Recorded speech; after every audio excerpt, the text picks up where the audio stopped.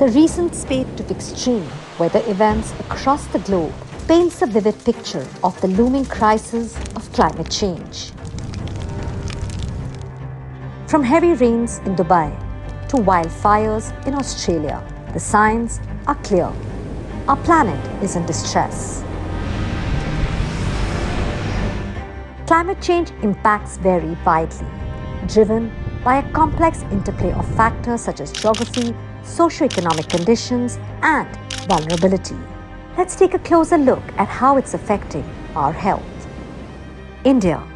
More frequent and intense heat waves, floods, and cyclones are wreaking havoc on communities.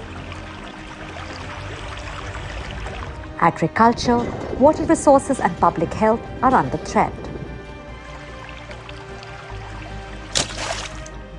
Europe. The continent is experiencing rapid warming, with temperatures rising at twice the global average, leading to unprecedented heat stress. Australia. Prolonged droughts, bushfires, and heat waves are becoming the new normal, posing a threat to ecosystems like the Great Barrier Reef.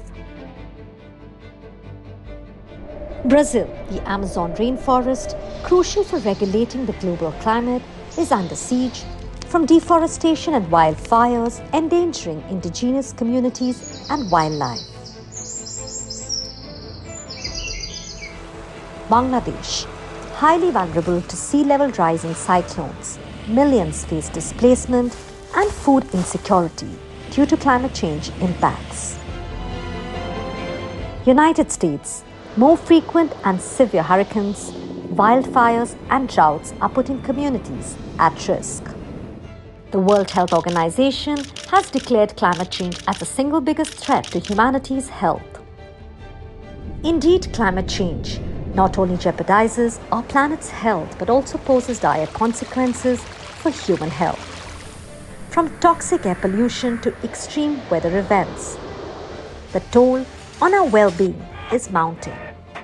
জীবনযাপন বলতে এখানে যা ঝড় বৃষ্টি আমাদের এখানে তো নদী এলাকা তা যেভাবে নোনা জল নদীর বাঁধ ভেঙে ঘরবাড়ি নষ্ট হয়ে যায় ওই ভেঙে গেলে আবার নতুন করে যেরকম পারি সেরকম করে বানাতে হয় প্রত্যেকের ক্ষতিপতি হয় আর আনফানে এখানে ঘর বাড়ি নষ্ট হয়ে গেছিল ধানের ক্ষেত নষ্ট হলো প্রথমে তো ওই ইয়াস ঝড়ে নোনা জল ঢুকে গেল তারপরে জল টল ছিঁচে শুকনো করা হয়েছিল লবণ জলটা কিন্তু বর্ষার জল ধরে রেখেছিলাম পুকুরে দিয়ে দেখলাম যে বীজতলা হয়েছে যখন চাষ হবে কিন্তু পরপর যত রোদ্দুর হলো লবণ জলটা তত বাড়তে শুরু করলো এত লবণ হয়ে যাচ্ছে জলে তারপরে ঠিক ধানটা বেরোনোর সময় ধানটা পুরো ড্যামেজ হয়ে গেল এই জল দিয়ে পুরোটাই পুড়ে গেল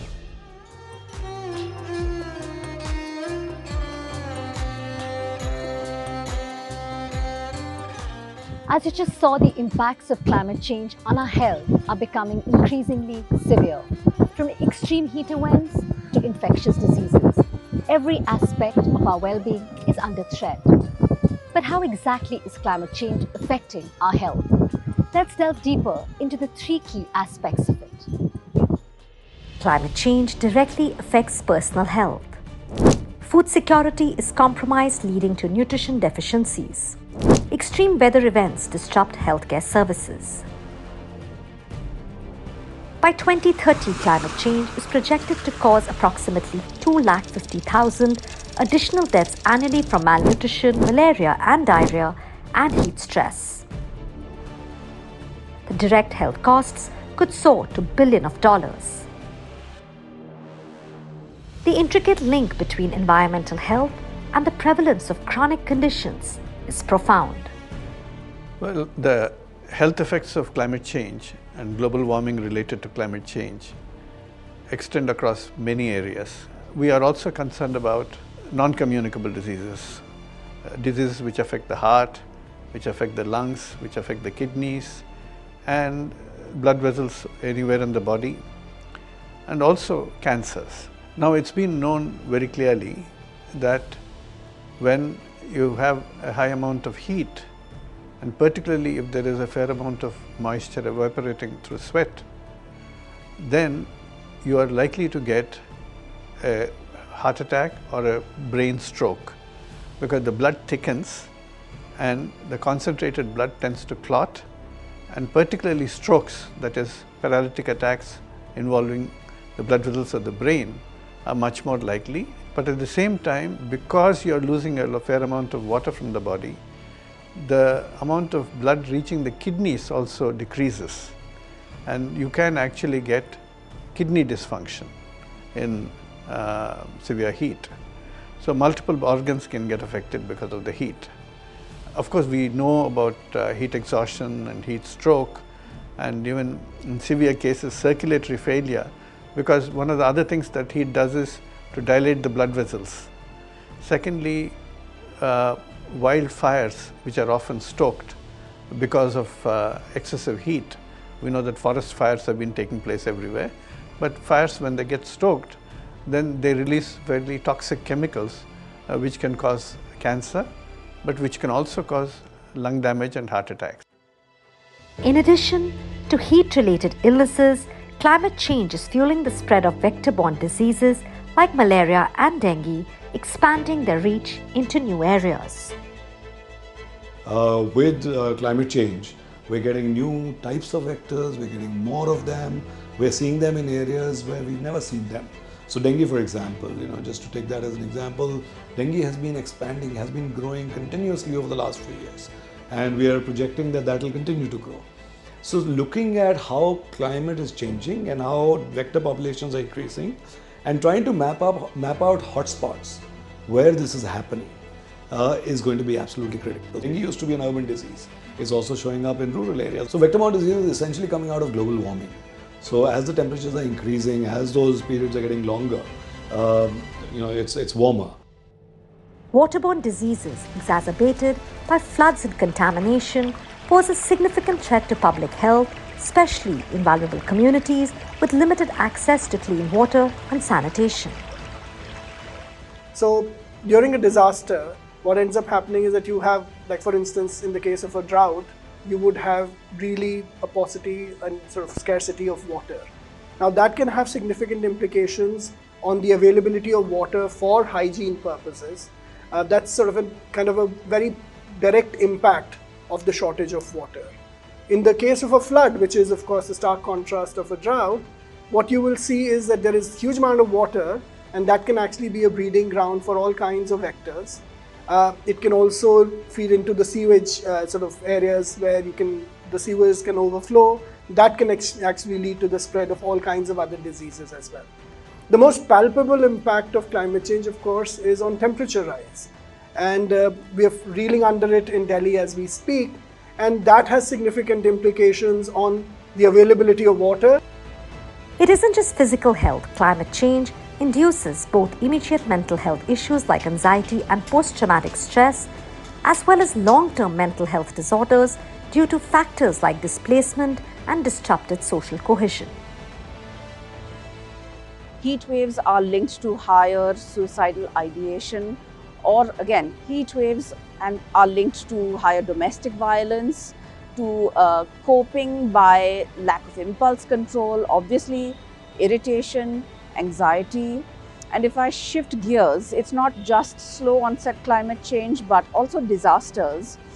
These can be particularly challenging in terms of mental health for persons with disabilities, because persons with disabilities are not included in communication around disasters, such as, for example, early warnings never include persons who are deaf, or evacuation plans don't include those with locomotor disabilities. In India, we know that an example that has been around for a very long time and not yet recognized as climate change is farmer suicides due to drought and other climatic changes, right?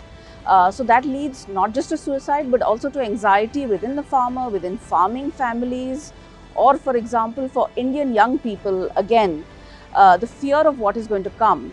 Now, Adivasi communities, due to climate change, are losing access to traditional ways of life, their language, their culture, all of which has deep mental health impacts on sense of identity itself.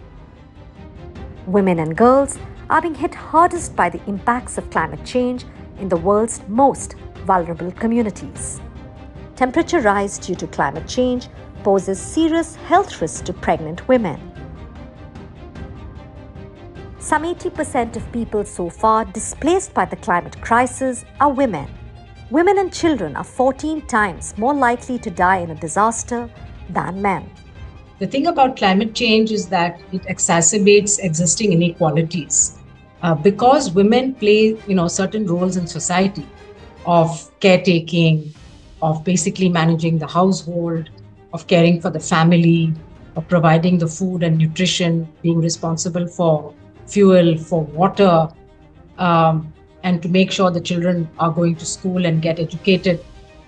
They, do bear a disproportionate burden of responsibilities, and many times they may also be working outside, either in the fields as agricultural workers or other kinds of informal work, and so that further adds to their burden.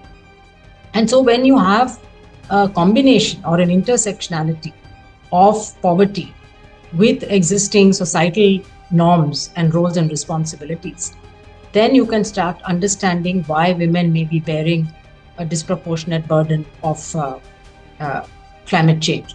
We did an analysis of women who live in drought-prone districts. So we looked at the last 10 years and we find that those districts which are prone to drought, this is all health data from the NFHS, the National Family Health Survey, the latest round, which is round 5, that women were more underweight in those districts. But even more worrying, we found that the incidence of domestic violence had increased significantly by 20 or 30%.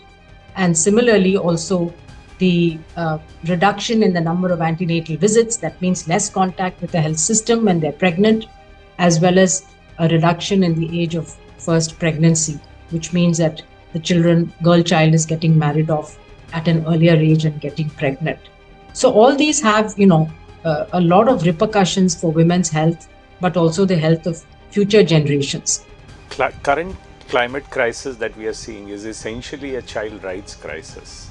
Whereas if you realize, children are the ones that contribute the least to this crisis, whereas they are affected and impacted the most. Various reasons for it. We know that as children, they are growing up, their organs, their immunization system is growing up.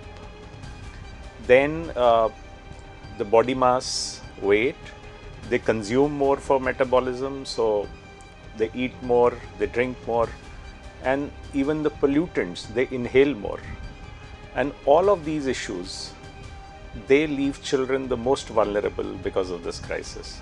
And in fact, we are calling it a triple planetary crisis, where it is the climate change, then it is the loss of biodiversity, and this all-pervasive pollution that we see due to environmental degradation. All these three combined, they have an impact on the life course for children. When we talk of early childhood development, that window of opportunity, first 1,000 days from pregnancy to first year of life, or if you extend it to 3 years of life. So it is this early childhood development which also gets impacted due to climate.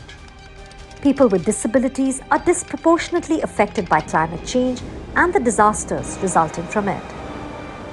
They are more susceptible to poverty and food insecurity. Their relative lack of mobility is often overlooked in evacuation plans. It impacts their ability to live independently and to earn a living.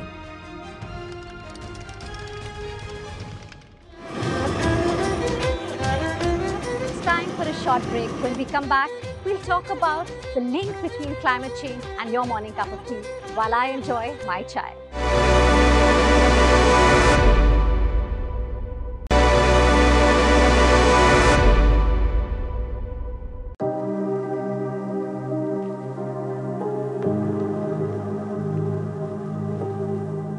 Welcome back. We've just looked so far how climate change impacts our health and the health of some of our most vulnerable populations. While the immediate health impacts of climate change on our health is quite concerning, the long-term implications on nutrition are quite alarming. Climate change is disrupting food production and altering the nutritional content of crops. Rising temperatures and erratic weather patterns are reducing crop yields and diminishing the quality of essential nutrients. Agriculture accounts for around 19% of India's gross domestic product, and about 2/3 of the population is dependent on the sector. Extreme weather disrupts agricultural growth and crop patterns. Whether it is long dry spells and heat waves or heavy rainfall followed by hailstorms. This increases food scarcity and undermines nutrition. Let's look at some specific examples. India is the world's largest tea-drinking nation, and Assam is the country's largest tea-producing state, with about 52% of the country's tea and 13% of the world's tea being produced here. But the crop is facing the brutality of rising temperatures and declining rainfall. Rain-fed rice productivity is predicted to reduce by 20% in 2050 and 47% in 2080 climate scenarios. Here's news for aloo paratha lovers like me. Potatoes are highly sensitive to temperature and drought. A moderate level of water stress can also cause reductions in yield. Let us not forget that India is the world's second largest potato producer, and many local delicacies, apart from aloo parathas, use potatoes as a key ingredient. Wheat productivity is likely to be affected by 19.3% in 2050 and 40% in 2080. The severe floods, landslides and cloudbursts in Himachal Pradesh between March and August 2023 adversely impacted the temperate fruits growing in Himachal Pradesh, particularly apples. One is that warming is happening, and as the warming is happening, it is also the warm air is holding more and more moisture. When there is a tipping point when the rainfall comes, that moisture comes down in one go. So you are having both heavy rainfall events and also dry spells. Therefore, the crops are exposed to all these extreme events. You must have seen a couple of years back we had wheat production loss because of heat wave coinciding with the grain filling duration of the feeding period of the wheat. Now, when it comes to last year, we have extreme rainfall event coming, and then that also affected the wheat production. Similarly, if you are having potato, tomato, onion, whenever the rainfall is very high, that really damages the crops. Apart from that, these are direct effects. You are also having the pest and disease eruption because of the indirect effects of climate change. So, these are all the factors which are creating a lot of disruption in the production system of as far as agriculture is concerned, and this leads to again price rises and all. There are also effects on livestock. See, if livestock, there is a thermal humidity stress index is there. If it is going above 80, then animals are getting affected. So that's where we may have a reduced yield of milk. So that is one thing. Second thing is that you are having the poultry, where when the temperatures are going above 42 degrees centigrade, then the mortality is likely to happen. So these are all some of the impacts, and the impacts are many more. But in a nutshell, every sector of the agriculture, for that matter, every sector beyond agriculture as well, all the organisms or the systems in terrestrial or aquatic systems are getting impacted due to climate change. India has a staggering array of diverse local flavors. Each region has a local favorite delicacy. No travel to any part of India is complete without sampling the unique flavor of the area. Even with all the diversity in Indian cuisine, most Indian recipes have a common base with two very common ingredients, tomatoes and onions. And both are now becoming more and more expensive because of climate change. Due to unseasonal rains, at the peak of summer last year, farmers lost their crops just a few days before harvest. Failed tomato crops, for example, immediately spiked the prices from Rs 30 per kg to Rs 150 to 200 per kg across the northern states. According to the farmers, the damage caused by the hailstorms resulted in a decline in production output and a surge in prices. The classic example of the economics of demand and supply gap. पौधे छोटे थे तो तब बहुत ज़्यादा बरसात हुई। Fungus के ये जैसे मान लो अपने फल तैयार हो रहा है ना, इसको ख़त्म कर देता है। फंगस जब लग जाता है तो बेल बिल्कुल साफ़ हो जाती है। आपको मैंने शायद दिखाया भी है, ये बिल्कुल ऐसे कुड़क हो जाता, फल नहीं रहता फिर खेती में। Unpredictable weather patterns and crop failures drive up food prices, making nutritious food unaffordable for many vulnerable communities, further exacerbating food insecurity, malnutrition, and micronutrient deficiencies. In India, where agriculture is a lifeline for millions, the consequences are dire. It isn't just prices and quantity, it is also quality.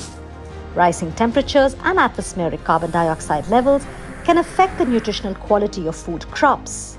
Studies suggest that elevated CO2 levels can decrease the concentrations of essential nutrients such as iron, zinc, and protein in staple crops like rice, wheat, and maize. 75% of districts in India are prone to hydrometeorological disasters. So that's a large population of India that is vulnerable to these effects. Then the crops actually suffer. So either you may have complete damage of the crops, you could have a reduced yield, or you could also have an impact on the nutritional content of crops.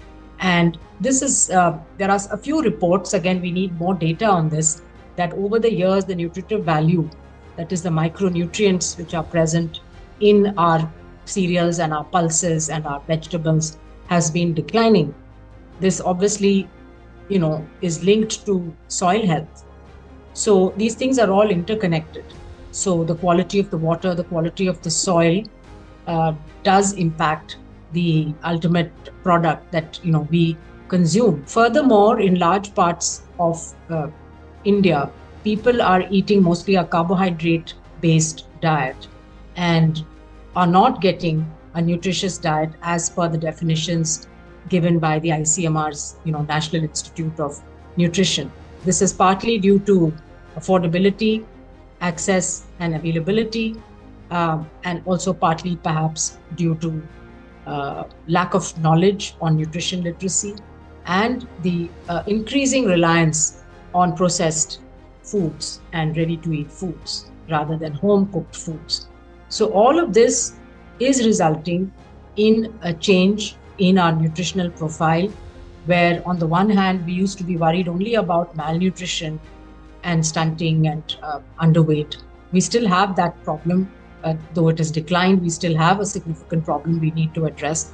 But on the other side, the worrying side is that we have more and more obesity, overweight, and this in turn is associated with higher rates of diabetes, hypertension, and other non-communicable diseases. So the secret to a good health actually is through our diets. And many analyses done globally as well as in India have shown that over 70% of us are not actually getting a healthy diet. And as climate change worsens and as global warming worsens, the impacts on agrarian communities is likely to get worse. And this is why we need to act now to mitigate some of those impacts. And now the third principle. Extreme weather events due to climate change disrupt healthcare services, infrastructure damage, power outages, transportation disruptions, and healthcare workers' safety. In the face of climate change, which is happening today, how do we ensure that our health system is more resilient, our hospitals respond to any climatic event that happens? India has all climatic zones and it has all climatic risks. We are sitting in New Delhi. For us, heat waves, air pollution, and some bits of flooding are major concerns. For a hospital in Chennai, it's flooding, hurricanes, and related impacts that can have on our operations. So our hazard vulnerability now arrives at a risk. That risk score lets us prepare for that very specific risk. Having said that, the third important stool is also adaptation. Now, how do we adapt to this climate change that will happen? Patients will be actually streaming in. So our disaster management plans are actually attuned to these newer risks, and we make sure that we have resourcing available to respond to those. As we've just seen, climate change poses multifaceted challenges to our health, from immediate threats of heat waves to long-term implications of nutrition and food security. But amidst these challenges lies an opportunity to take action. We need to explore solutions to mitigate climate change and the impact that it has on our health for our well-being.